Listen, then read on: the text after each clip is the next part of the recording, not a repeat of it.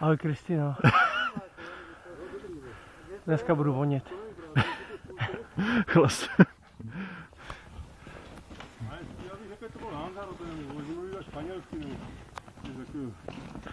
Jinak vám chci něco říct? Co? Ne, hecoš. Hecoš, tak nám to řekni. Hej, vypadá ty teda, vole.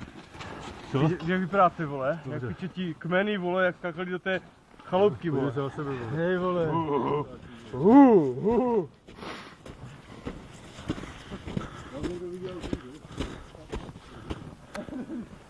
Kolik je? Co? Kolik je?